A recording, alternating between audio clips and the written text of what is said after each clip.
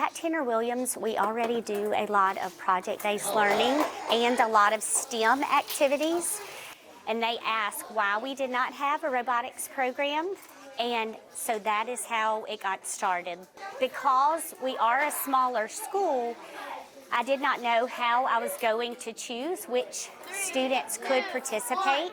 So we actually had a panel of judges that came in and evaluated every 4th and 5th grade student, and they rotated around to all of the judges and received a score.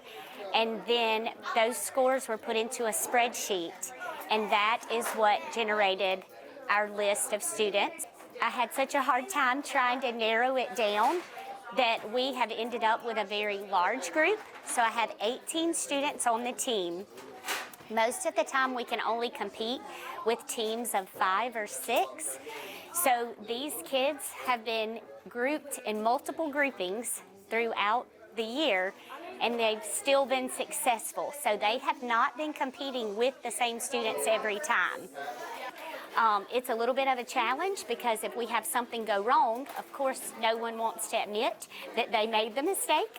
And so we have groups of 10, we have a team of 10 students, and they have to work together and identify the problem and then figure out the solution to go from there.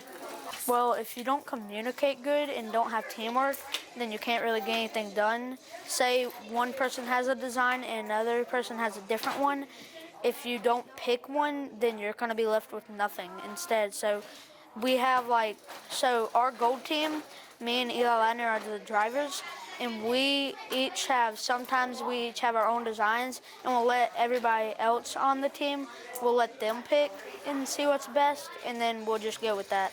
Miss Middleton is our media specialist extraordinaire. She wears many, many hats, and our robotic sponsor is one of them. I'm very, very proud of our team. This is only their 2nd year to compete, and in their 2 short years, they have already come away with lots and lots of awards.